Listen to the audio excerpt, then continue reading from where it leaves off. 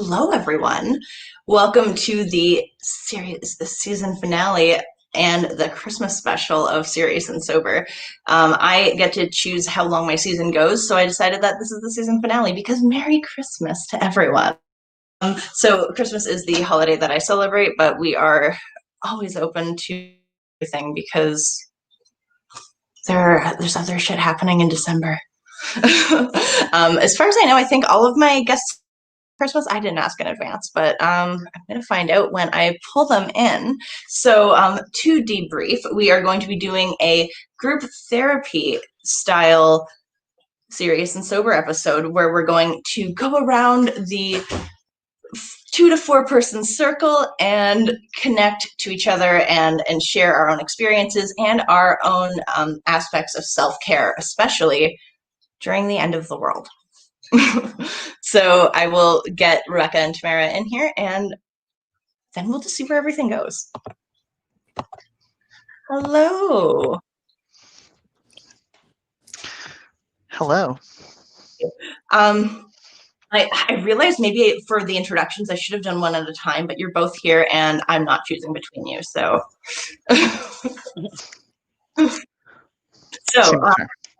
Yeah. So, to begin, we can go around. On my screen, this isn't Zoom, it is StreamYard, so it's the same for everyone. So we have, left to right, we have Rebecca Banky. Hey, that's me. So the questions were, what do we celebrate this time of year? Is that the yeah. For your introduction, oh my goodness, sorry. For your introduction, I just want you to say what holiday you're celebrating and your favorite tradition and your least favorite tradition. Okay, well, this year's a little bit different. Not visiting family or having anyone over in a really particularly huge way. We're not making a meal for 12 or anything like that. But my family celebrates Hanukkah in a fairly low-key way, which was the week before last and last week, the 10th through 18th this year. And we also celebrate Christmas, and it's a pretty secular Christmas in my household and my growing up. So it's presents, a tree, some kind of meal, and of those things, I think I like the kind of gift-giving experience. I like kind of picking out something that feels special for somebody, and I like writing cards for people. That's the sort of tradition that I think I maybe like the most. I'm into words, and the tradition that I like the least. Honestly, it's got to be decorating the tree. It feels like it always turns into a fight with my family for some reason, and there's a very particular way it has to be done, and everyone has different things that they care about especially, except for me, and I kind of care most about maybe just missing it, and that never seems to materialize. Although this year I did miss out on decorating the tree because my family lives on the West Coast, and I did not fly out to British Columbia because, goodness, that would be a foolish plan at this point. Yeah. I totally want to get more into that. And I can fix it. I have a tiny dog. Oh, stop everything, CJ. Oh, sorry. CJ likes to go anywhere she wants, and she was very, very interested in coming up on the chair. So she likes it when people stare at screens. She likes to pay attention to the screens. Why do people think these rectangles are so interesting? CJ's favorite holiday is every day because every day is Worship CJ Day. She has 1 or 2 Christmas gifts under the tree, and she has found them and keeps sniffing specifically the ones that are hers. And they're not food. I don't know why she knows that they're hers, but we're pretty sure that our dog can read, and maybe also understands the entire English language. Anyway, sorry, I'm derailing your introduction. I apologize. Oh, you. Oh, me?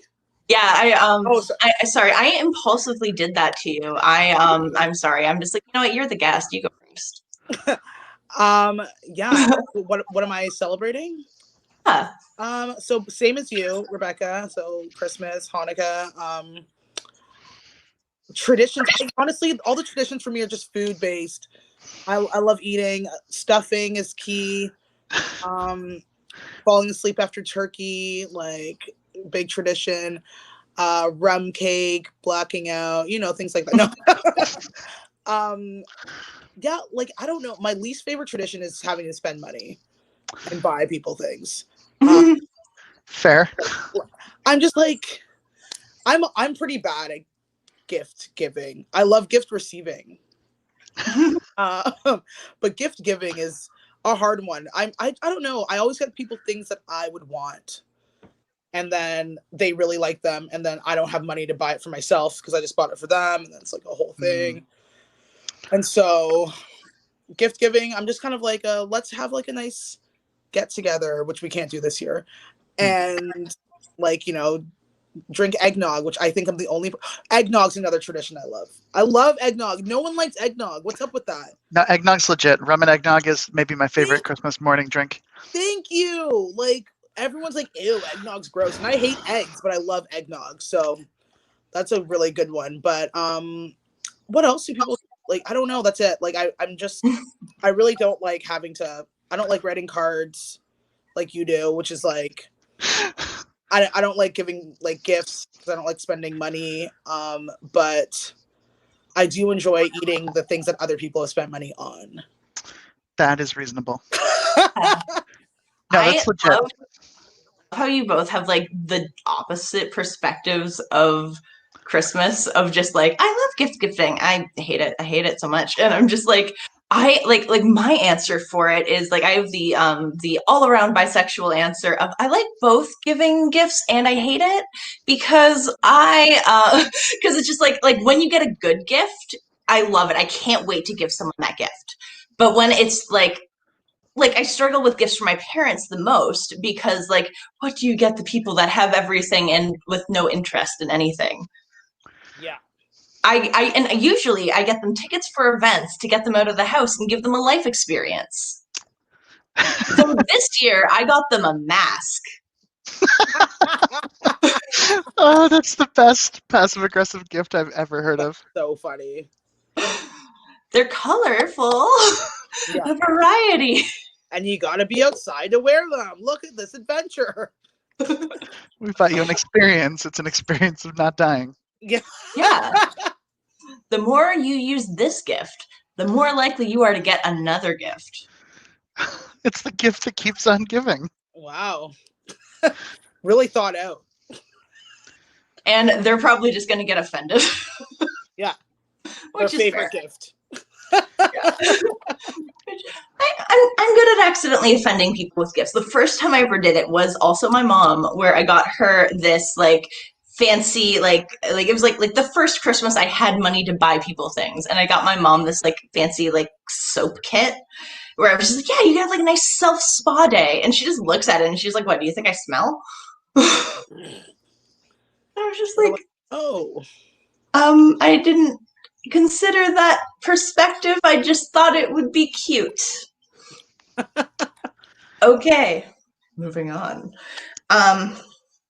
When it comes to traditions, we already went through like the kind of ones that are our least favorite, but are there any that aside like aren't sensible, like ones that you just like aside from gift giving, just traditions that cause unnecessary stress in the holidays?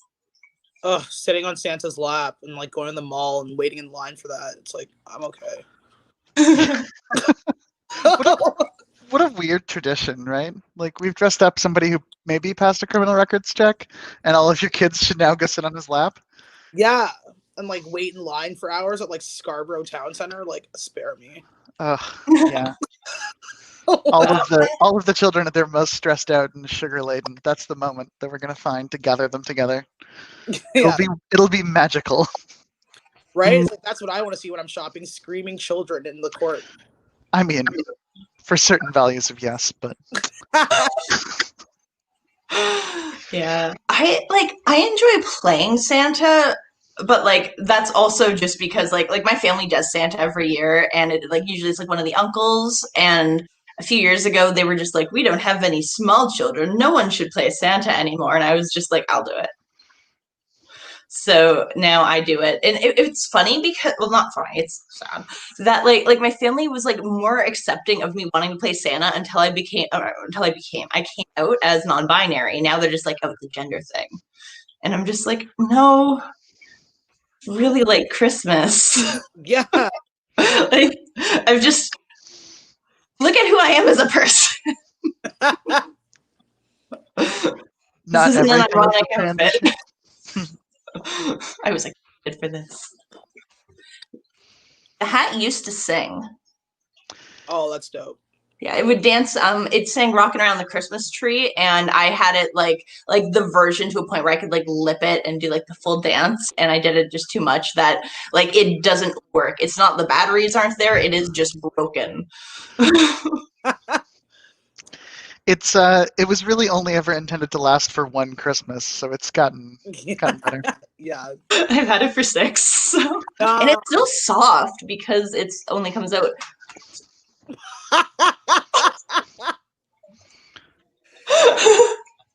It's okay. By the end of this, it's not going to be a hat anymore. Oh, that was the ear. Oh. Yeah, they're separate. They don't normally have elf ears. It might shock you to learn. Yeah, I have a Christmas sweater that lights up, which is like really nice because you can like never wash it. Yeah. Oh yeah. No, I guess that's like a hand wash only and electrocute yourself situation. Yeah, like you can't wash it. I'm just like, glad I wore this once. Thanks, Walmart. Like, I had a light up shirt that had like a battery pack and a wire that you could like take out, which is brilliant. Except for like it felt like I had a heart monitor whenever I would wear the shirt. But it was really cool. It was like a radar, and they could detect other shirts of the same make. So my friend and I bought the matching shirts, and then we would like that, and then we wouldn't get lost at conventions. Oh my goodness, that's a choice that you made there. I like it. Yeah, I'm extremely popular. I mean, that's true, sort of despite all of your efforts. Also, I appreciate that "Thank you, Walmart" has almost never been said unironically, right? Yeah, like honestly, I mean, I would like to thank Walmart for George leggings because those are actually fire. Legit. But aside from that, it's very sarcastic. Thank you, Walmart. Yeah. And like, I feel like those leggings are great, kind of almost despite Walmart. I feel like if they had a hand in it, they could have made them worse somehow. Yeah, that's true. It's like Massimo being a part of Zellers, but actually a good brand, but like not because of Zellers. Yeah, no, I get what you mean. Yeah, that totally makes sense. So with to continue on, when it comes to handling holiday stress, what kind of self-care do you implement during the holidays? We will, whoever's ready first, just do a thing, and then I guess that's a good way to put it, to do it. I have not been handling it well this year, so I'm feeling like I'm bad at answering this question. Oh, no. I honestly, I want to compare a normal year to this year. So if you have 2 answers, come at me. I just feel like it's way more stress to have none of the good parts of the holiday season this year. It was like like Amazon's doing my head in. Like I can't. Like where are my packages? And so like curbside pickup with stuff. And it's like everyone's starting to get everyone's gonna get a text for Christmas at this point. It's just like ridiculous. Waiting in lines, everything's backed up, everything's on back order, like spending all this money, and it's just like for what? Like what are we like doing? So I haven't really I've tried online shopping, but it's not going well. Yeah. What are you doing for you? I haven't really had time to enjoy the holidays yet because I've been working so much. So I haven't done anything for me yet other than I bought 46 liters of wine. It's a wise choice. Like in a single unit or 46? Yeah, like in 2 buckets. Oh, nice. Yeah, so that was like me being like, look, I'm saving money and I'm gonna have wine for the whole year. All the way till 2021. Right? And I got some face masks and got some like eye mask things, which I think, yeah, I guess that I do want to have a bath at some point. That would be relaxing, but those are like hard to come by. But that's basically what I've been doing. I went and got a bunch of face stuff at Winners. Yeah. Winners is so good for getting like high quality shit for just like almost normal prices. Yeah, literally. I got like these. It was weird because I got the eye mask that like going like, so I was like, I'm gonna have a relaxing night, and I got to the cash and she was like, do you know that these are men under eye masks? And I was like, and I was like, what do you mean? She's like, well, it's only for men. I was like, yeah, my face doesn't know if it's for men or women. Like, That's what an absurd thing to gender. it's crazy. I was like, I saw that it said men's eye masks, but I don't think my face is gonna be like, excuse me, this like how like what is this?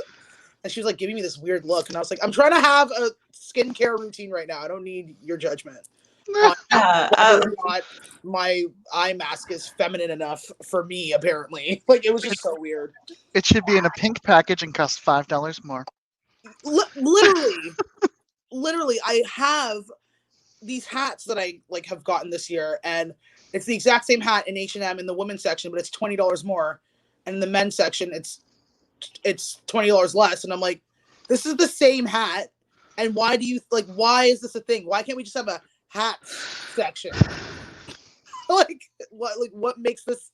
It's because they put a little dolphin jewelry on it, like a little like dolphin on it, and I was like, first of all, no one wants that, regardless of gender. Like, no one wants that. I think like my grade 6 best friend might. Yeah, it's like when people buy you like heart-shaped jewelry. It's like, I'm not 11, so like, Oh my, yeah. Some days I am 11, but for me, self-care around the holidays is often about trying to take a little bit of vacation, like actually taking some days off.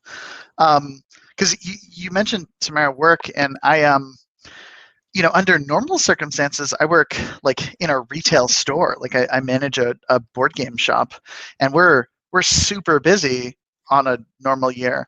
And like, Boxing Day is a really busy day for sales, and the days leading up till Christmas, everyone's buying their gifts. So for me, Christmas is this weird managing work stress experience and then possibly taking a bit of time off.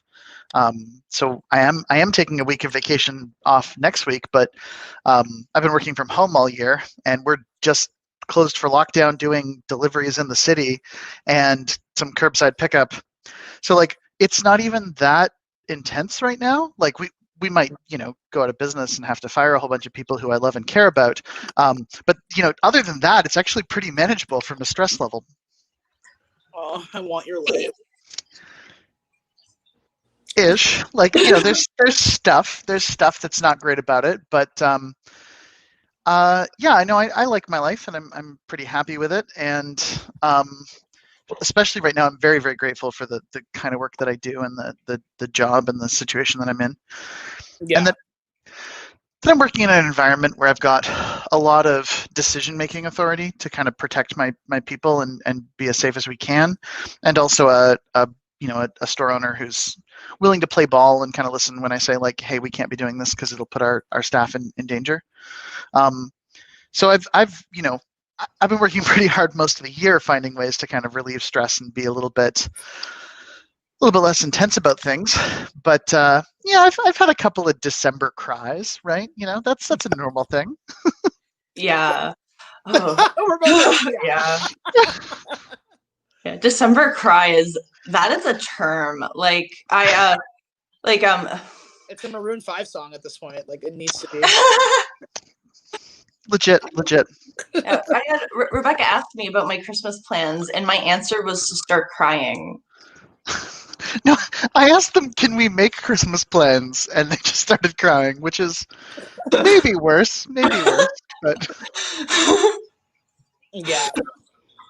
Yeah, I'm doing my best. But yeah, moving along. Rebecca, you said how you are happy with your life, and I'm curious, define a happy life. Oof, that's a Made loaded this question, isn't it? So, one. quick proviso, I do have a philosophy degree, so I spent most of my life defining a happy life. So this is a question that I've got an answer to, but it's a little long-winded, and I apologize in advance. So for me, a happy life is constantly challenging yourself, growing to new things, seeking new experiences, surrounding yourself with community and connection to people who share some of those values and mirror some of those values, who you can push to be better versions of themselves, and who are willing to push you to be the best version of yourself.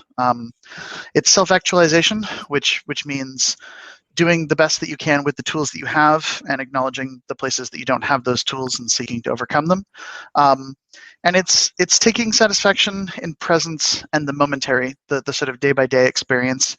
And when all is well in yourself and you are complete, the sort of overfullness of self, the joy of experience naturally channels out into doing the good work in the world. Yeah, so like, don't be a dick. Yeah. I mean, there's a bit more to I it know. than that. I'm actually not sure that my view of life is completely compatible with that perspective. Like sometimes I think you do need to be a little bit mean to people when their behavior is not appropriate, or when they're doing something that's hurting the world, or when they're being less than themselves. I think real talk between friends and people that you care about is important. I think I challenged my mom in a conversation, who I love and feel very close to, the other day, that I don't think that I was willing to just blanket accept her assessment that because we've had family members who were police officers, we should just support the police. I said that I thought that was really naive and really problematic, and it underestimated the experiences of a lot of people who I love and trust, and it underestimates my own experiences. And I pushed back on that pretty hard, and we had a little bit of a fight. I mean, enough of one that we put a pause in the conversation and checked in the next day. But I think challenging the people that you love and care about to be better versions of themselves is important. Now, obviously, do it for people when they have space.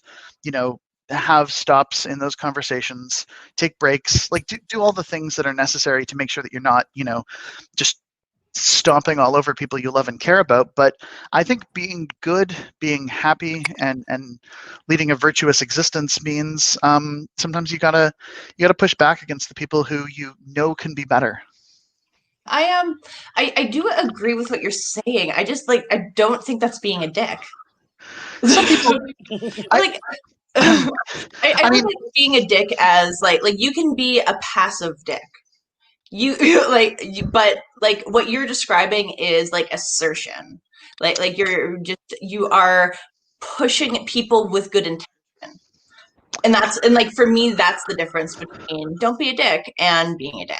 Where it's just like if you're arguing with your mom in the name of just general fuck the police, I want to be a cool person, then that, yeah, it's being a bit of a dick. But because of the intent and the context behind your argument, and the fact that you're being aware of the side that your mom's coming from, and you're also discussing it not only from your own perspective, but the perspective of other people, I think that it's more of you being assertive about your own beliefs than it would be just being a dick for the sake of being a dick.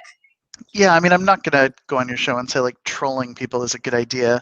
And I don't think like just randomly yelling at people on the street is appropriate. But I think that notion of being a dick is a little bit in the eye of the beholder, right? I mean, it's something that someone might describe my actions as that, when I would see my actions as being quite virtuous, which is why I'm not willing to, I guess, oversimplify or reduce my life philosophy to just one that I feel like, without careful ascription and definition of our terms involved, could be more passive than I'm willing to be, Yeah, okay. I get it. I think do have to call stuff out when it upsets you, and when people you love disappoint you. I think you want to invite them in. Like, you want to call them into the conversation. You want to say, hey, here's the way that what you're saying affects me, or here's the way that what you're saying, doesn't have the tone or doesn't have the connection you're looking for it to have. And in that way, I think there's an opportunity to kind of make the people around you better, and then have them make you better too. You know what I mean? Yeah, for sure. I'm sorry. I did say at the beginning of this, like, this is my 11 back. Oh dear. Here we go. Okay. Yeah, I got a little called out by Bruce. Rae, are you sure you want to open up this can of worms of what does this word mean? Philosophy major? All right. Fair enough. So Tamara, meaning of life, go. I was like, I don't know. Like, I'm trying to figure it out, to be honest. Yeah, I guess Rebecca spent a lot of money and time trying to figure it out, whereas yeah, I feel like it's just like constantly wanting to like learn and grow and be like good to people around you, and like putting out positive energy and getting the energy that you put out back. That's just basically how I'm trying to live my life. So I'm assuming that's the meaning of life for me. I have a lot of crystals and do a lot of tarot readings, so sick. That's awesome. I'm all for those things too. Yeah, I have a lot of help with how to like calm my mind down, but that's basically it. Just being as good as possible. I mean, karma is just so strong. Energy is so, everyone feel it so like strongly through like situations and through other people and like connections and things. So just like trying to be the best version of yourself and constantly learning and growing is kind of just the best way to live my life for me. Because I mean, I've done the opposite and it hasn't gone well. So yeah. Sorry, go ahead, Rae. I am like around a lot of people, or not a lot, but in the past I've been around a lot of people who kind of treat like learning as a temporary part of your life that stops at a certain point. And so I grew up in that kind of mindset of hurry up and finish, and then I can finally stop. Yeah. And it's like, and that was for me, like I went 27 years of having undiagnosed ADHD. So for me, learning was very difficult. So it was like an easy mindset to just kind of be like, oh yeah, learning's the hard thing that you stop doing at some point. That's great. And then as I grew up and I learned how to learn, because it took me longer to learn how to learn because I had to do it on my own in this unique, weird way that I do. And I have a point, I promise. I'm stalling because I lost it, but I do have one. Oh gosh. My stalling for made me anyway. This is embarrassing. Rebecca, you start talking. You were talking, Tamara, a moment ago about the idea that, like, that's the way you're living your life, and that's the way you think, a good life is led. And I think a lot of what you said is actually very, very similar to how I, worded or viewed it, although I had some, $5 university language there somewhere, because we spend a lot of time drinking in bars and talking about life. And that, that's worth the price of admission right there. But that idea that, like, you put out something into the world and you get those things back. I think for me, the idea of community is really center in that sense. I think your community protects you, but you have to create it. You have to culture it, right? And I think you don't have people who, love and connect and fill your life with that joy if you don't put those things back out there for those people. And likewise, you are going to find yourself surrounded by people who take the easy way out and don't, have each other's backs or push each other if you don't have people's backs and push them a little bit too, right? Yeah. I'm always thinking one of the benefits of living in a society, in a community, is just that the sense of community that we have, and it's like learning from each other, building each other up, and creating this world that we have. And I think it's this, I think like human interactions are so fascinating. And I love the idea that like every bubble is a different size and each circle like interacts with each other. And I for me, like the easiest way to kind of describe it is or like to relate to it is an entertainer. I could be a singer, and I like say I'm a busker, and I busk at Young and Dundas, so everyone in Toronto kind of knows me, but only if you're in Toronto. Then someone does a viral video of me, and then more people know, and then I get a deal, and then more people know, and then it kind of like grows and grows. So there's always just like that kind of like growing spiral. And some people would say that I was successful from the beginning because I was doing what I loved, I was earning a life, and I was happy, and I was known.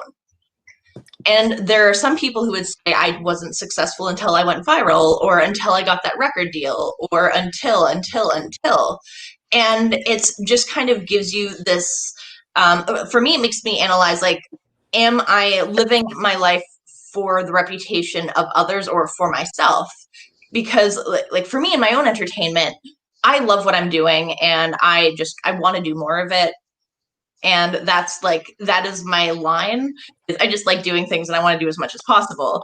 If I am working in community theaters for the rest of my life, that's cool. That's a modest success that I would enjoy doing because I enjoy community theater. If I get picked up by someone bigger, cool. And it's just like this, like every value of success would be the same. For me, it would be exciting. Yet I am aware that some people would look at it as, oh, you're just a community theater performer. And it's just like that different perspective of like makes happiness to you. Like there are people who are unimpressed by the things that I'm doing because I don't have thousands of followers. But then there are people who are impressed because I do stuff every week. Yeah. And I just think that like just different perspectives and like knowing what makes you happy and internalizing your own happiness is so important. Yeah, for sure. I mean, I feel like I'm past the point of relying on what I think people think anymore. So because I mean, the cool thing about people's opinions is that they change all the time, and you never like, it's just one of those things where it's like if you rely on that, you're always going to be unhappy with yourself. Yeah. And as soon as you have some people who believe in you, you're going to need more people to believe in you. Like if your entire self-confidence is based on other people, like self-confidence should grow over time, like as you become a more complete version of yourself and as you kind of have more things to build and to rely on. And if you replace that feeling of like sureness that you're in the right place and you're doing the right things with other people's approval, you're going to keep needing more and more other people's approval. Yeah. Yeah, it's just a big build-up addiction of just like what is enough. And yeah, I use like the approval example, but it honestly can go to anything that makes you happy. When it comes to like so would you say that like living an unhappy life would be just kind of like closing yourself off from new experiences? I feel like it depends on like what experience you're in. If you're ready to have a new experience, like you're not going to close yourself off.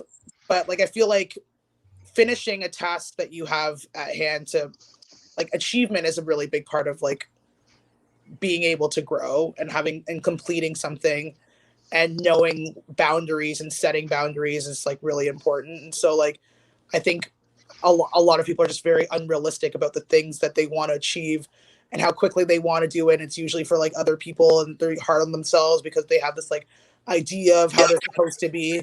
And I think that it's just kind of like just taking things one day at a time, and trying to, like, if you need to close yourself off of things, like for example, like if I have like 5 things on the go and I should really only have like one thing going and complete that, then like there's nothing wrong with that. People always think that because you're not doing something new, it's like you're not moving, like, but like movement can be as fast or as slow as it needs to be for the person that it's for.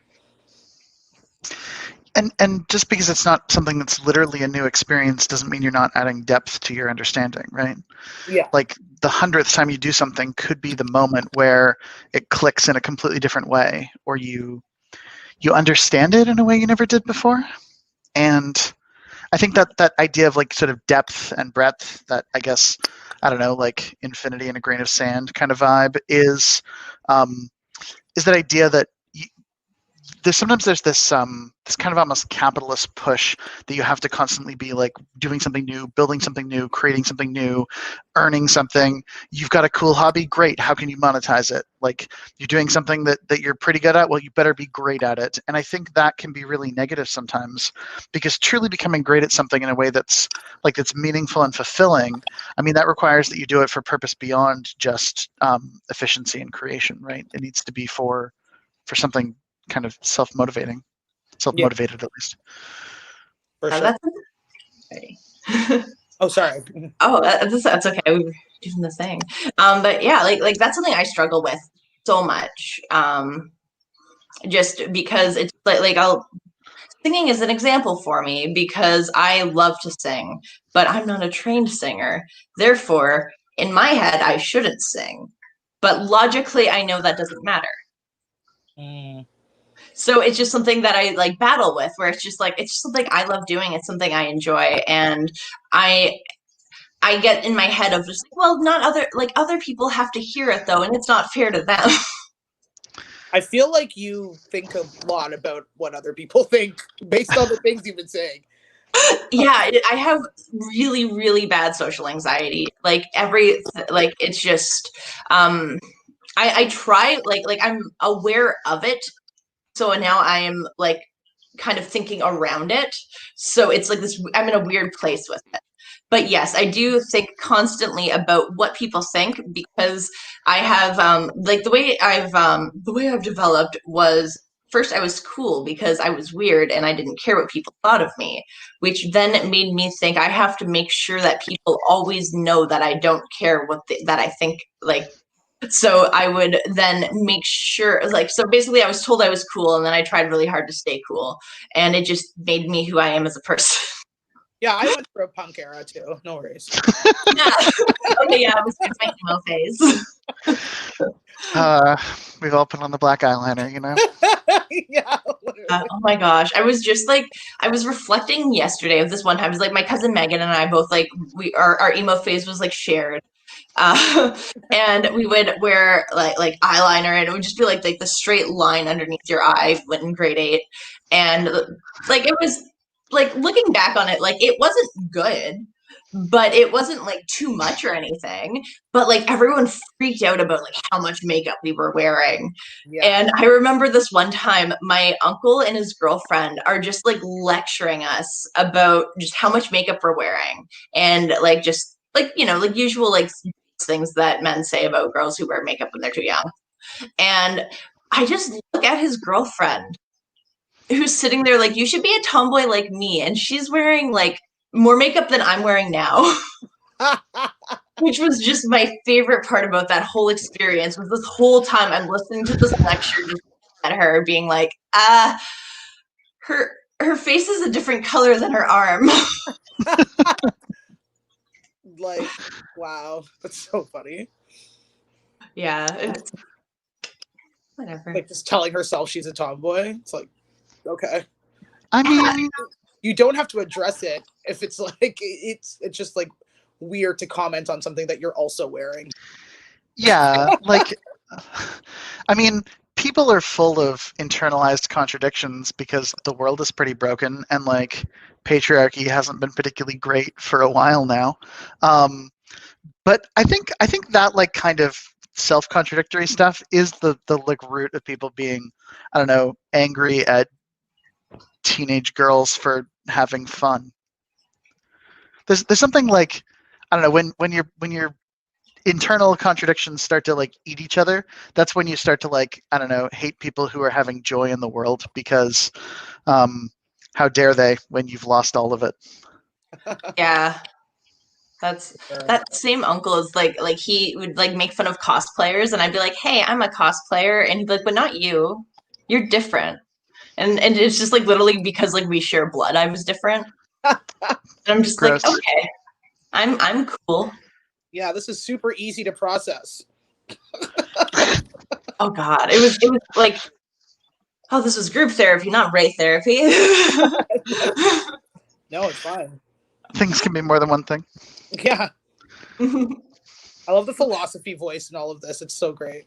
I genuinely feel like I'm at therapy right now. Amazing. Like in a good way, not in the way Yeah. that therapist fired me way, like in like a good one. The philosophy is not psychology, so it's important to note that sometimes like the whole idea of like you'll be like, oh, I've got this really big problem with how I just can't understand meaning in the world, and a therapist to be like, let's unpack that together. Let's kind of understand where that's going and what that takes you to. And philosophers are like, yeah, no, that's a real problem, and lots of people have had it for thousands of years, and they didn't come up with particular great answers either. And this one guy thought maybe the whole thing was a dream. And do you want to get beers? And you're like, this is vaguely comforting, but also not necessarily the work I need to do. Yeah, I think like the difference between like the I think the difference is definitely it's personal and broad. And I don't think there is a broad answer to the meaning of life because I think all life has different meaning. Oof. I'm going to hard disagree with that, but okay. No, fair enough. You're allowed to disagree with me because I've never taken a philosophy class in my life. That doesn't mean you're wrong. I mean, just saying. Like, no, sorry, I didn't mean to cut you off there. Just but like, you know, being able to tell you what dead white guy said this thing before doesn't mean that it's a new idea. It was a new thing when he said it, or that it's, you know, it's not something that you couldn't articulate on your own already, right? Like, the study of philosophy is not the only place that, you know, an assessment of personal meaning belongs. Yeah, like social work. I mean, for sure, right? I mean, like a lot of the core ideas in your social work program are ideas that, like, you know, I engaged with tangentially in the study of life and meaning and those sort of things. And I don't know, mostly philosophy taught me how to like think and to not read Breitbart articles. Like, it was remarkably useful these days. Yeah, true. I can imagine. I took one philosophy course, and my prof was cool because he related everything to beer, which I understood very well afterwards. But then I never took it again because I didn't have any more electives. But it was fun while I had it. Sure. Yeah. No. And that whole notion of relating everything to alcohol is it's the blessing and the curse of the discipline, I will say. I mean, I did very well because I was like, I understand beer, sir. So You just got to connect with the students, right? That's always the way. How many 2-4s before we get to the cottage? I'm like, totally, I get it. He's like, yeah, oh god. Yeah. So, moving along, Tamara, can you define self-care for me? I have like a weird idea of self-care for me is like boundaries for just because I have a really bad problem with boundaries and used to, and so it's like having boundaries and taking time that you're doing something for yourself, which is why I'm so aware that I haven't been doing enough of it lately. But my self-care comes in a way of like not answering my phone, not being available to people just because they want me to be. That's like a big thing, a big problem that I have because I have to do that already for work so much. So like when I have that, like people demand that of me, like in friendships without like any sort of like consideration for how I want to have that space. So it's like creating boundaries and creating space and like being able to do things like when I feel that they are healthiest for me. So I have a huge, and like, I'm sure you've heard this a lot where everyone's like, oh, good luck getting a hold of Tamara or like whatever. And it's like, that's intentional. It's not because I don't see people's messages. It's like, there's people I will write back to. There's some people I won't. Like my phone's on do not disturb. People get really like irritated about it. And I don't know why, because it's just like, the phone's a really weird thing to be automatically accessible to people just because they want you to be. Like, I don't prescribe to that. So Yeah. a lot of people don't like that. They're like, oh, well, I called you and then I called you again and I left a message. It's like, and I've been doing other things. I don't have to get back to you. Yeah. That's such a good form of self-care. Like I've like been trying to actively like detach myself from my phone because of like it's like they're literal like notifications and things are proven to be literal addictions. Yeah. So it's just like just not being available to people at the drop of a hat is such a good thing. Like I'm really bad for like I just drop everything. And that's a boundary. I'm learning to set my own boundaries because like self-care is like as you kind of touched on it is different for everyone. And the best way to think of it is it's recharging. Yeah. So it's just destimulating in any way that you need. For some people, it's like for me, I do yoga, I sit in darkness. Like sometimes I just sit in the bathroom with the light off and I'm just like, yeah. Like I'm not doing anything. I'm just like closed toilet, just sitting in darkness. Because it's just a quiet thing where I can just like have everything off. And so for me, it's the quickest grounding technique. It's a shut off. Yeah, like it's important. Like, yeah, I sit in the dark a lot as well. But yeah, it just, I don't know. I just think it's really, that's the main thing for me. Just because I feel like, especially with being like a comedian and being like someone that people think they know all the time, it's really like people expect you to keep up with some sort of like idea of how they see you. And it's like, I am a comedian by profession. As in, it's my job. Sure. It's not my personality, like through and through. And people can't like, oh, like, why aren't you like being funny right now? Or why aren't you telling a joke? It's like, because I'm at home.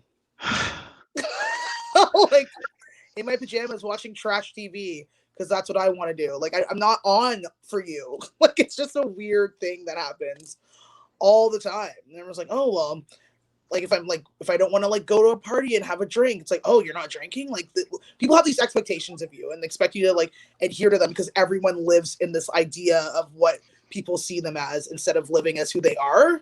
And then it becomes this whole thing where it's like, there's a dangerous road to go down because it's how you lose your ability to like be able to recharge because you're always like trying to do things for other people and be this for other people. And it's like, it's just going to backfire in the end, which I learned like 10 years ago. This is why I'm like this. And so like, and you learned it like through it backfiring, right? Like that's the experience. Sorry? You learned it from like it backfiring, right? Like Yeah. Yeah.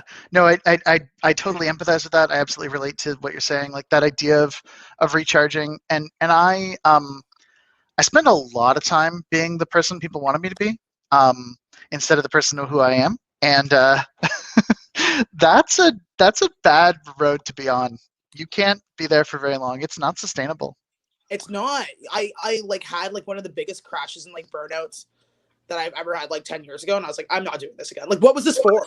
Like, you know what I mean? Like, I'm the only person that's suffering. And then like, it's like, and then when you try to explain things to people, it's like, oh, like, it's like super weird to, oh, like, well, like, what are you like depressed now? It's like, no, I just don't want to do this anymore. Like, it's just a whole, you have to like explain yourself and like your boundaries, and people don't take boundaries well, especially when they've been like inside of a different boundary where they're not respecting yours for a long time. And when you try to express that you have a boundary now, it's like they can't accept it for some reason, because it's like, no, I don't have boundaries, so you can't have boundaries. It's like, well, I'm going to build the boundaries. If you want to be part of it, you can. And if not, then I guess we're not friends. Like, you know, like it's crazy. I've spent a big part of this year doing the like, I'm going to have to respectfully agree to disagree with you here. And then like you get pushback on that, like what you're talking about, that idea that like people are like, no, we can't, like, I'm just going to keep arguing. And in those situations I've said like, listen, I've had to pick my battles like in a very serious way this year. And there are some important battles, and this one isn't one that I can have right now. So I'm going to let this go. And I simply don't have the spoons or the energy to keep arguing with it. And I know that you're not convinced by what I'm saying, and I'm going to be honest with you. I'm not convinced by what you're saying, but I think we do need to leave it. And that is a hard line to draw with some people who are they just want that fight so badly, right? Yeah, it's people really want to fight and they really want to be right. People are very obsessed with being right, and it's like you can, like I've had so many. I used to always be like, someone has to apologize, or I used to always apologize first to get it out of the way, and like now I'm kind of just like, listen, I'm not, and this is a big. It's like I don't say sorry unless I'm actually sorry. So people be like, well, are you gonna apologize now? It's like, no, because I'm not sorry. I still mean all those things. Like, it's unfortunate that the way that you received it was like that, and I told you the reasons why, but I'm not going to change it to make you feel better because you want that. You figure out why you're so triggered by this when I'm trying to have a conversation with you about my boundaries. Like it's just like I don't really. I'm not going to be sorry, like unless I actually am, and like Yeah. the way you're presenting the conversation is as an argument, and as there has to be like one winner and then like the other person has to hold their head down in shame, and it's like if that's the way that we're going about it, then like we might as well just not even try. Yeah, no, it's not a healthy way to engage, and I think I spent a lot of years really internalizing that idea that like everything was a debate with a winner and a loser, right? And it took me a lot of like personal work to realize that Yeah. the best conversations are conversations. Yeah, like you can just make it a conversation and be like, okay, well, like, I don't agree, but I see the points that you're making. I see how you can come up with those and how that would make sense. But in my view, I don't agree with that for this and this and this reason, but that's cool. Like, we're not all voting for the same party. We're not all going to the same stores. We're not all taking the same classes and having the same friends. Like, we can have differences of opinions. But and like differences of opinions are like interesting and can be worth discussing, and differences of value, like especially among people who I love and care about, I will challenge people on. But if people tell me like I can't have this discussion right now, and I feel like it's it's pretty core, like if someone tells me that like I don't know, they don't see any issue with the COVID being spread to everyone that they love and care about, and I should stop talking about it, I'm going to challenge them on that. And if they tell me like I don't have the spoons to discuss this right now, I'm going to ask like, hey, you're my friend and a person who I care about, assuming that's the context. Can we talk about this another time when you feel like you've got the energy for it? Because I think it's really important. yeah, And like, I think that's respecting boundary. Like that's respecting space, right? for sure. Yeah, like it's just that people don't want to come back to things in my experience, at another time because they want to, like, because then it builds the logical side of it where they're going to be able to think things through and be like, maybe I understand where you're coming from. They want to act in emotion, and it's like that's what leads to the problems. Like you don't have to, but some people can logically like kind of like go. But there's always an emotion rooted, and most times it overtakes the situation, and so it's just knowing that you can go back to something, and when you go back, that's the reason why people sleep on it. Like, yeah, when they wake up, they see it differently. We don't need to fight about it right now because it shouldn't be a fight. Like, and facts are left biased. Is that? Yeah, but I mean, I will say I'm usually right.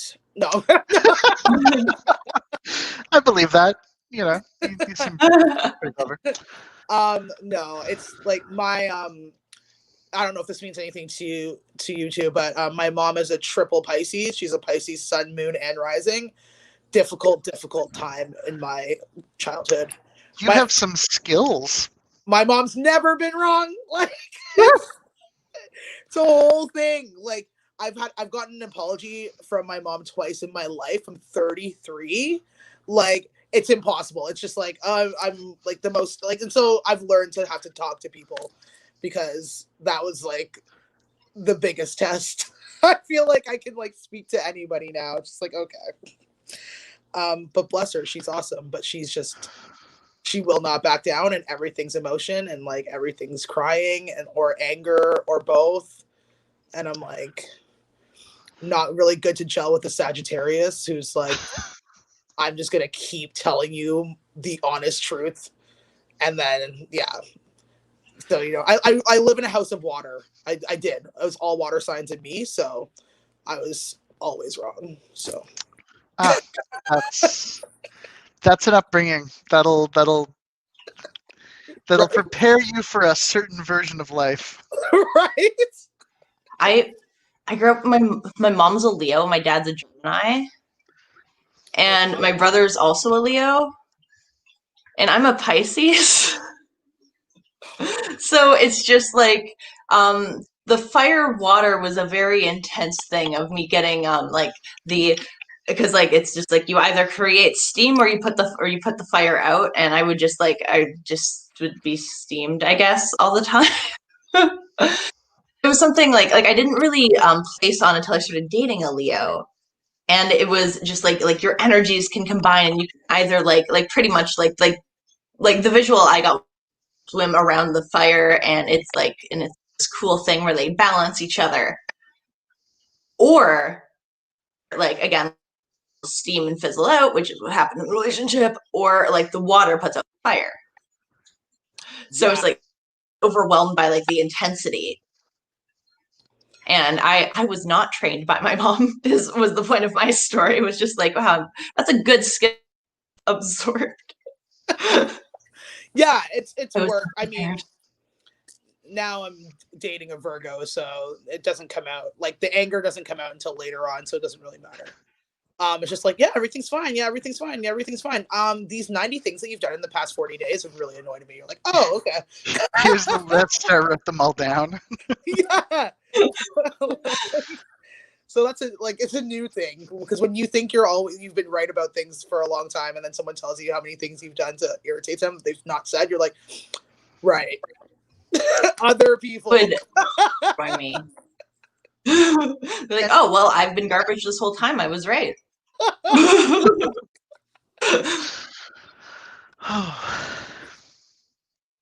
Yeah.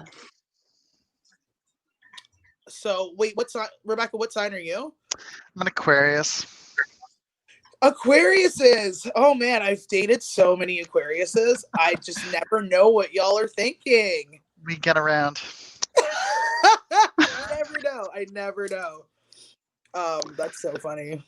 I've never identified spectacularly well with my sign, although on paper there's a lot of things that are me that I sort of feel a little called out by sometimes, which is maybe actually the most Aquarius thing, to not really be comfortable with yourself and your sign.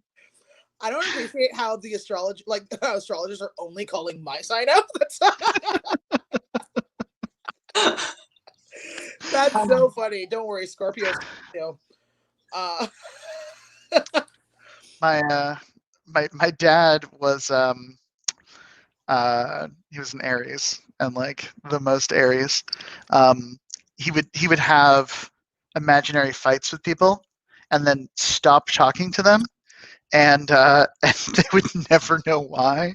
And then 8 years later they'd be like, why do we never talk anymore? And he'd be like, oh, you know. They would not. Aries are notorious for that.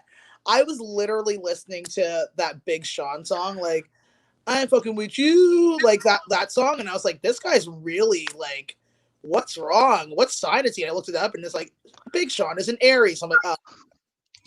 He wrote a whole song of I will never speak to you again, and made it the hook and the chorus and the bridge. It's the whole song. It turns out it's actually his whole life. Yeah, my mom is a Sagittarius. It's her birthday. It was her birthday on Sunday, so. Happy belated birthday, Mama. Yeah, that's why we were fighting about the cops. Oh, yeah. that sounds like a perfect Sagittarius birthday. Yeah. Sagittarius birthday, unless we're fighting with somebody and you have to make the night's over because you can't be no, you're wrong because it's your birthday. So it's well, I'm right. And you're we'll talk about it later. They're no need. I know. We'll talk about it later, but it will be the same conversation. Yeah. And then 5 years later, it's going to be like, you know what? When you were saying that, turns out you were right. You're going to be like, okay. Or like one step worse, 5 years later, they're like, I've been thinking about it, and I think actually this is the case. And you're like, you mean the thing I said? And then they're like, we're good for that. I think we were both saying the same thing. Oh my God, that is so. That's why we had to have a 2-hour fight, Mom, because we were both saying the same thing. That is like a line I say all the time. I feel so attacked. Sorry. Oh my God, we have the same point. They're like, okay. That's great. That's actually so funny. Okay. Yeah, it's nice to see your side in another light. Anyway, welcome to my astrology podcast, Rae.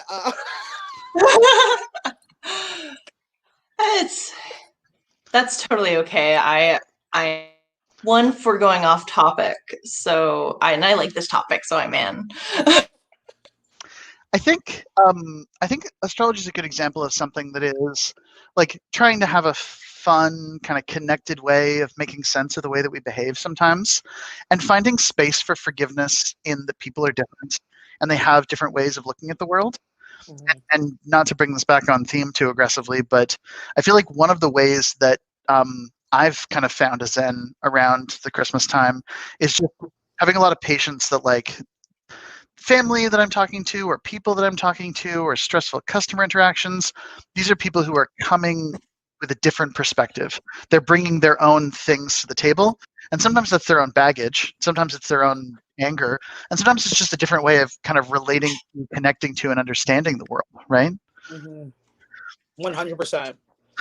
And that's the good thing about it, because like you kind of get to see another perspective and be like, okay, yeah. Or like you get to see like the way personality traits are kind of like formed, where like, yeah, like the stubbornness and like how and what it kind of like relates to, or like when people are really like passive and like, like how to react and like kind of work around it so that it's not triggering for everybody. Like not everybody deals with situations the way that you do. So then you kind of just start to realize like, oh yeah, I'm not the only person in the world.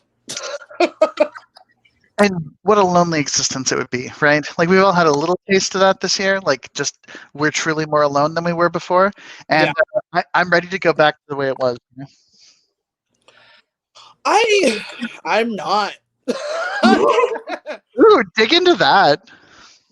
I'm doing better now than I was before because I have more time to be able to prioritize things, and I don't feel like I'm constantly like wearing myself thin, and I'm kind of nervous to go back into like, even in the summer when shows started coming back, I was on like every show. I was like back to this like grind, and it was just kind of like, yeah, I don't want to do things like this anymore. Like I see how entertainers in general, not just comedians, get so caught up and stressed out, and like I feel a lot for like John Mulaney, like looking at that, I'm like, I know exactly what happened. Like I know how that happened. Yeah. Like I can see it. I like it just made me sad, and like, I mean, famous white guys in the news, and it's about his own personal struggle instead of about, sexual misconduct or rape allegations or anything like that. And I'm just like, oh, phew, I get to still like this person, right? Like that was definitely my, first response. But my second response was just like, I feel so like sad for and bad for this person who's obviously had this battle, right? Like, yeah. And like the battle is fueled a lot by like how much people look at you. And like, I feel like for him, it's like a lot of like, people expect a certain thing, then you start to like hide things a bit, and then like coming open with it, it's already been too long. And like, there's just like this whole fight to like try to be this best version of yourself without asking for help fully, because you're in this industry where it's like kind of frowned upon. And then the way that you kind of mask all of that, and like that's the problem with comedy. It's like a very like substance-based industry and it's not healthy. And so that's something that when it did come back for a bit, I was like, that was where my self-care really was coming through. Cause I was like, I'm gonna go for my set and I'm leaving the bar. I'm not hanging out. I'm not doing like I have to do those things because it's so easy, especially when everyone's super excited to see people again. Like now you're like, it's like I went 6 months without waking up with a hangover. I don't want to start now just because it's like so easy to get back in that cycle of like I'm having fun, I'm having a good time. I don't want this to end. And it's just chasing this whole like I don't want this to end. I don't want this to end. But it's like the wrong like. It's a combination of two things that you don't want to end, and one of them's like actually slowly killing you. So, yeah, you're absolutely right, and I think you talked about that there's a lot of substance abuse in comedy, and I think worse than that, there's a kind of socialized notion. The creation, art, and like anything like that requires this sort of dark romantic idea of like you need to be suffering, you need to be kind of like burning too bright, right? Like that whole notion. I think the kind of like the romanticized like Kurt Cobain and like Jim Morrison kind of figures, the people who in kind of any creative art or production of something that kind of is supposed to come from the self, we really do like socially reward and praise people who are engaged in really self-destructive patterns. Yeah. And we don't offer support for those things because a part of us believes that's kind of the cost of being able to be funny in that way. And it shouldn't be, and it doesn't have to be. Yeah, 100%. It's like tied in, like, and for a long time, I couldn't get on stage without having a drink or like, you know what I mean? And once I got out of that, like people were like, oh, like your set was like so good. And it's like, yeah, I haven't been drinking. They're like, what? And it's like, that's a huge difference to like notice. Whereas in my mind, I thought I was doing so much better having drinks before. And it's like, because you're conditioned to think that way. And then you kind of have the support indirectly of everybody because everybody else is doing it. And then the few people that aren't, you're like, okay, well, that seems super hard, and it must be because they're the only ones doing it. Like it's a crazy vicious cycle. So yeah, part of me was happy that I didn't have to like go back into that head first. It helped me like prioritize things that I needed to. I didn't realize how behind I was until the pandemic started on everything. Like how many things I had to get done, how far behind I was on getting those things done. And then I started realizing if I was going the way that I wasn't going to get them done. Like I was forced to slow down, and everyone's like, yeah, you're forced to slow down. And now everyone's like, oh, well, I want to go back to where it was. And I was like, I'm actually still slowing down. Like that's how insane my life was. And I'm still not done picking up the pieces of like 2018. It's 2020. Like that's crazy. I mean, that's a powerful self-realization though, right? Like, and I did some things, like I fixed some things about my life that I didn't like.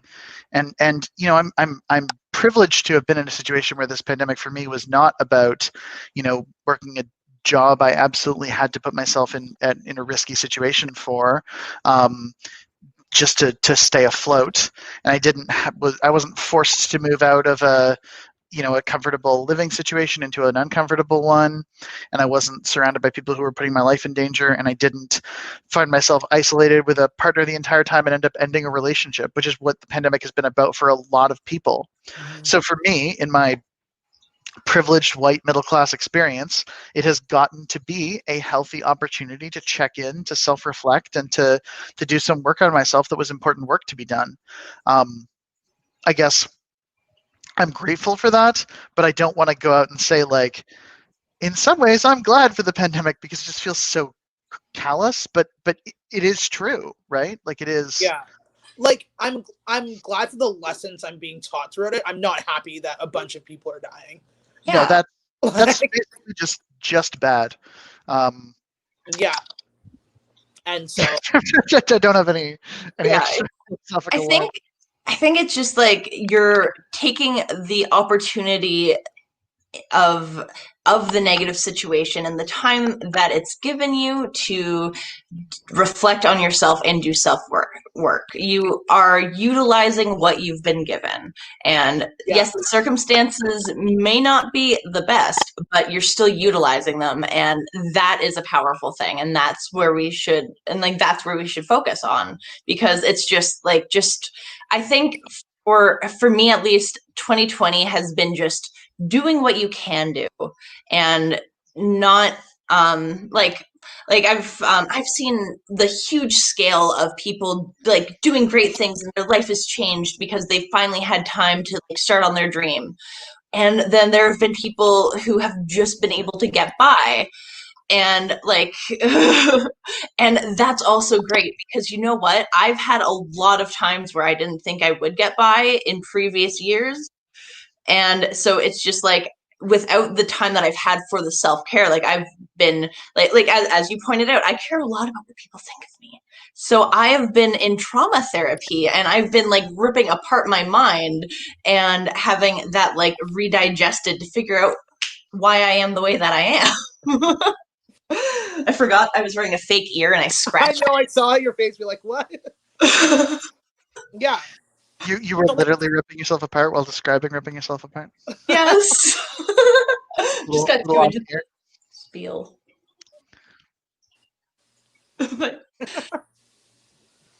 Yeah, I mean, that's a really good thing. Obviously, I wish it was under better circumstances that all this stuff was happening. But I don't know if I would have been able to slow down to reflect on any of this unless I was forced to be at home as much as I am and not be able to go anywhere. But I'm like, I also need like a vacation. That's been that's usually my escape. So like, well, let me tell you, Mississauga, Ontario is not a vacation. It's not far enough away from my home in Toronto. It's the town without a downtown. Right? It's like, sorry, your downtown's these two condo buildings? Like, what is actually happening? Who zoned this? And what is it? Like, the city square is from this Petro-Canada to Square One. You're like, that's the same block. They're like, right. Yeah, nothing says urban thriving like a city that is designed to be an overflow parking lot for Toronto. Yeah, that's funnier than what I was about to say, so I'm just going to move on. Yeah, I think Mississauga is like an accident. No, it's Hamilton. No, Hamilton has actually good hiking trails, at least. It's true, and we don't pretend our poor don't exist. Because they're everywhere, yeah. Like, it's like, no, but I mean, like, it's like, you can't just be like, I don't see this. Like, I mean, you sure can if you're in Toronto. I mean, it's hard to, like, I don't know. The difference about Toronto is that it's like people are homeless and also yelling at you about God at the same time. So it's like, yeah, it's a lot. Yonge and Dundas Square, I don't miss. I've never been told to believe in God more in my life. But it's the shelter system is just so garbage. Everything is so trash. And John Tory apparently went and tried to like sign or like reveal some new like living area. And I was like, this is like 25 people. Like, what is actually happening? Like, they just don't care. No one cares. And it's just, sorry. It's just embarrassing. But when I lived in China, it was it was a disaster. They don't even believe in homeless people. Like, they don't exist at all. Like, they don't believe that there's such a thing as being homeless.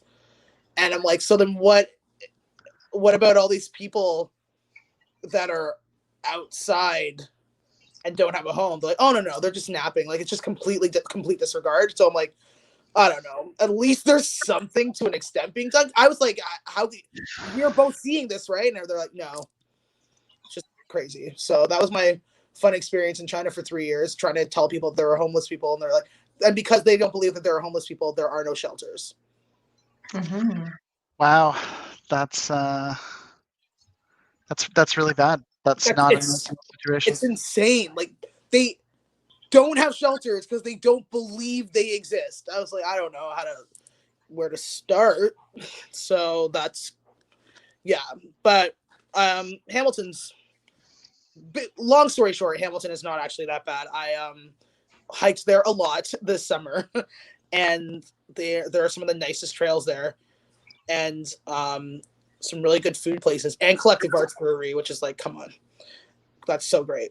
And now they have gin. Okay, I'm selling Hamilton now. I was trying to be like Hamilton. Good. Yeah, I have like 4 bottles of their gin in the cupboard right now. They deliver, which is amazing. But only if you live in the accident of a city that is Hamilton. I took it back. So I'm just giving it in now. I'm Very Aquarius. I'm moving to Hamilton. Really? Yeah, probably, definitely. I'm just like, I'm probably moving to Hamilton, is only looking at apartments in Hamilton, but I might go somewhere else, is only looking at apartments in Hamilton. Like, I just, in like this one specific area where like this one, like, it might be Rebecca's house. Oh, nice. I'm really That's going to be sweet. Yeah, like, yeah. I will. Yeah, I'm excited. I will visit the place I just tried to diss and then took it back immediately. Yeah, when there's not a pandemic, we can go to Collective Arts. Yes, 100%. Yeah, I've been like learning to appreciate Hamilton, because like for a while I was dating someone who lived in Hamilton, and I was just like, I hate Hamilton, and he was just like, okay, I also hate Hamilton, and then we broke up, and then Hamilton just announced itself to me as this not shit place. It's just like, hey, we have a budding film industry, so we have lots of makeup jobs for you.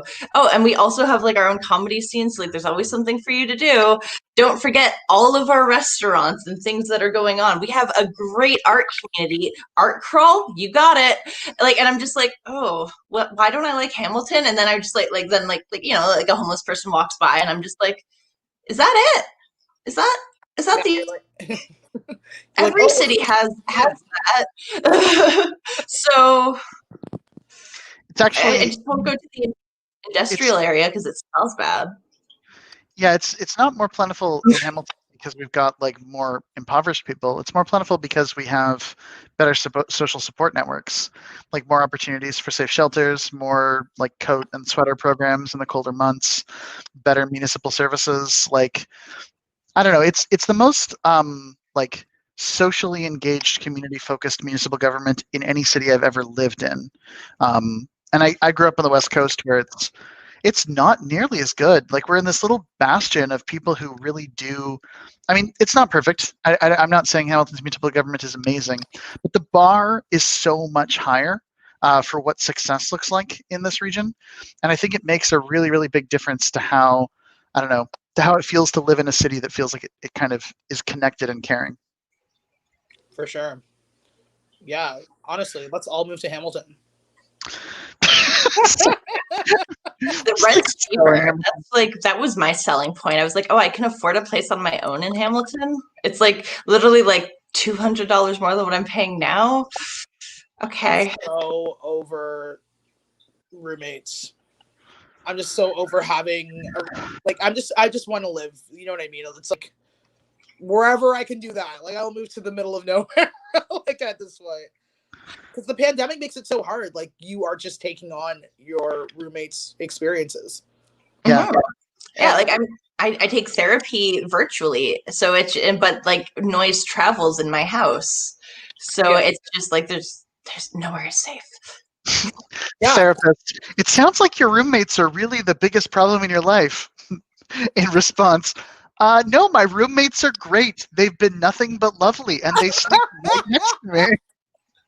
Yeah, there was actually like one time there was like a roommate stress that happened, and I'm going through oh lol. Speaking of roommate, sorry, I'll finish my story and then I'll pull up my roommate's comment. Oh, I forgot your roommate was literally watching, right? Bruce, you're lovely. You're an absolutely beautiful human being and are genuinely appreciated. It's just so is human distance, like space, the ability to be alone and to make lots of noise and not feel like you're being judged or watched.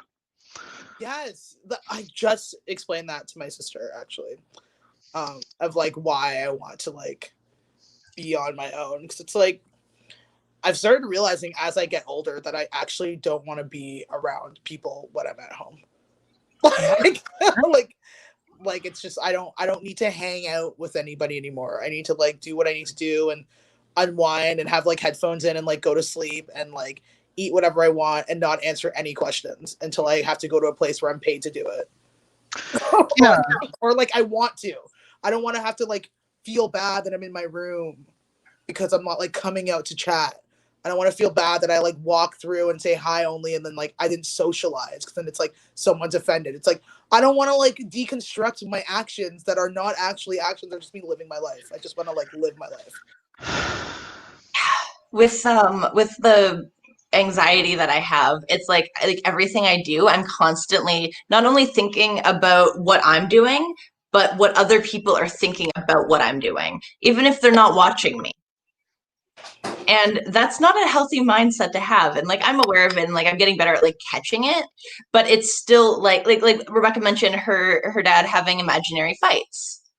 And I do that to people all the time. Like I'll use like my roommate as an example. Like I'll be in the kitchen doing a kitchen thing, and I have like anxiety around cleaning and everything. It's just they will do nothing wrong. Like they will have the audacity to like come in and be like, I'm gonna wipe the counter.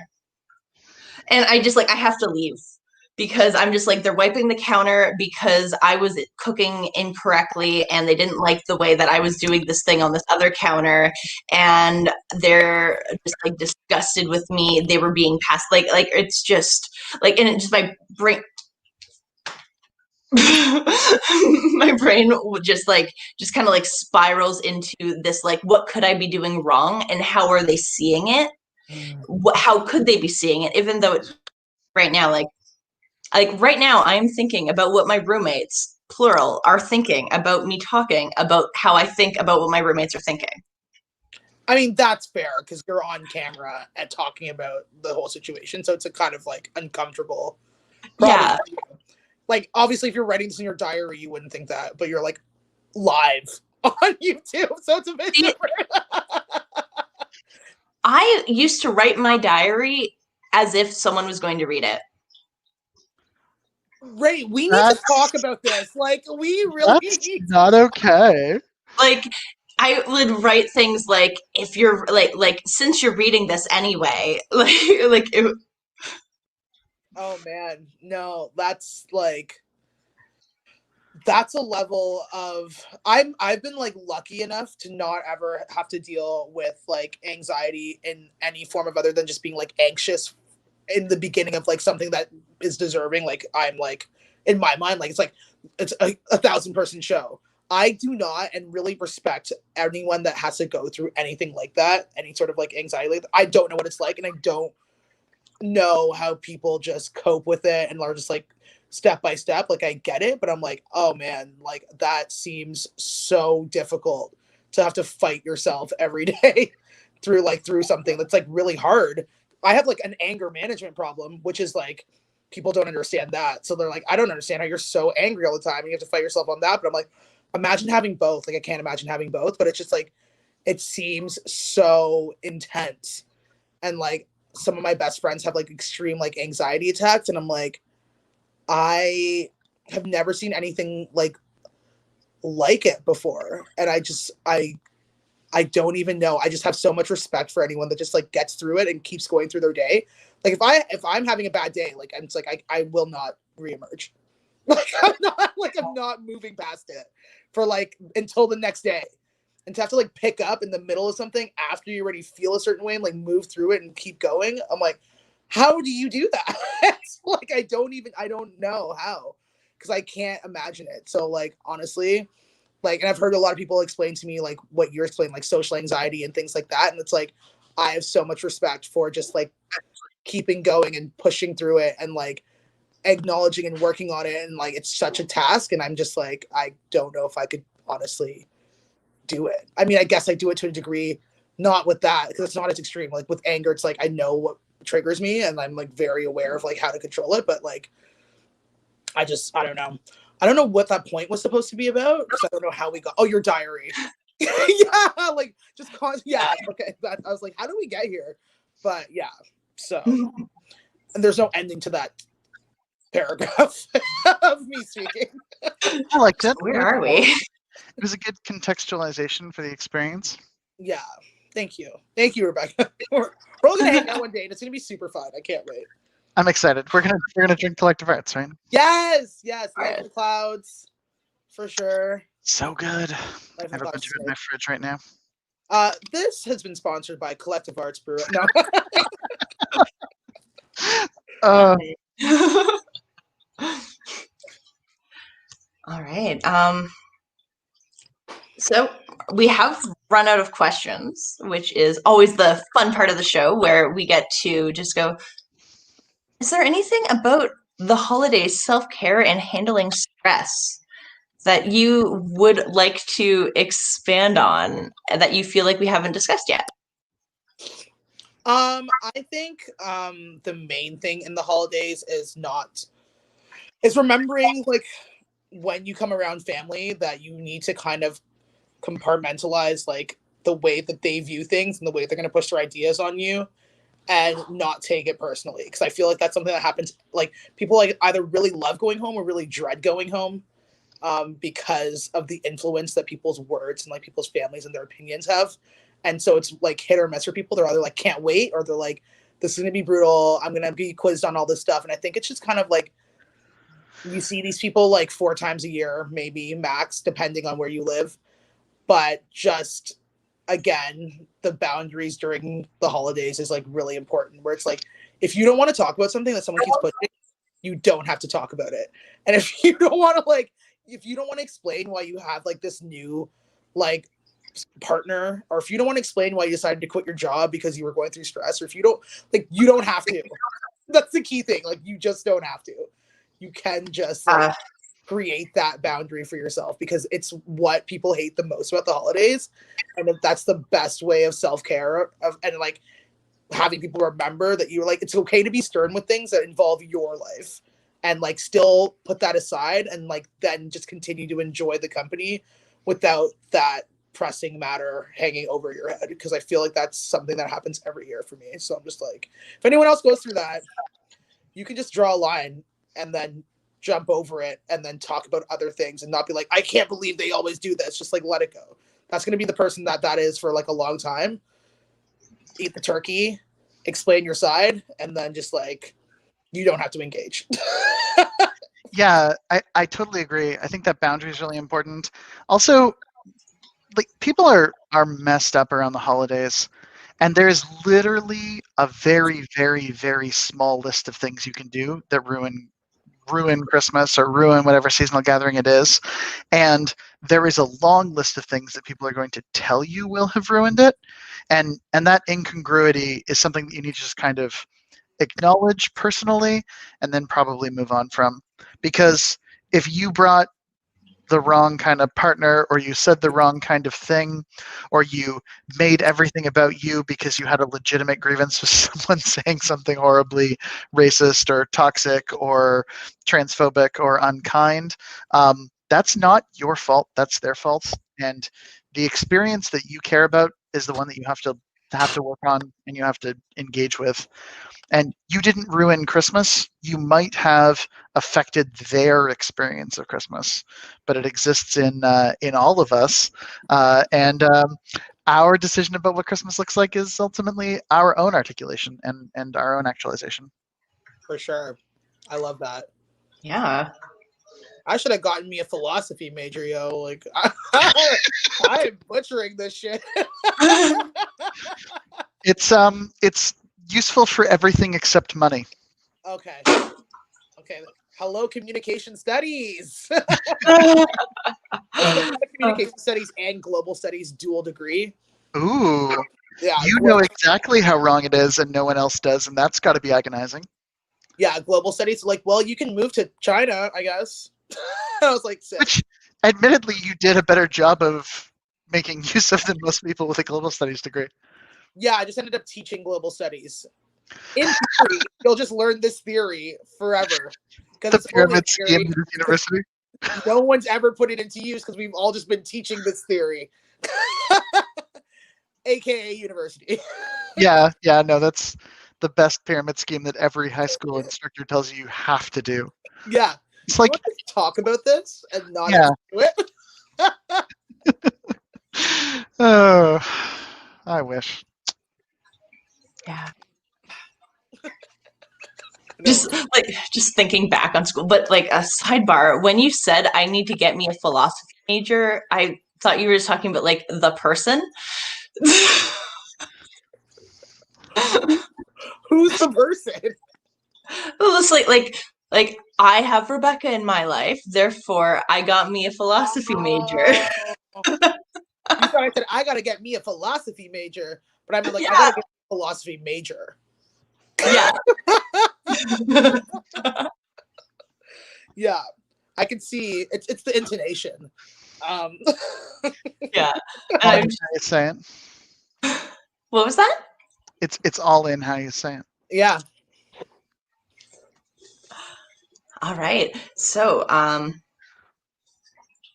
I will close things off then. During the holiday season, it is very important to set boundaries, as we just keep saying over and over again, because setting a boundary is the first step to self-care. It is something that I'm still working on. I literally just signed up for a setting my own boundaries workshop.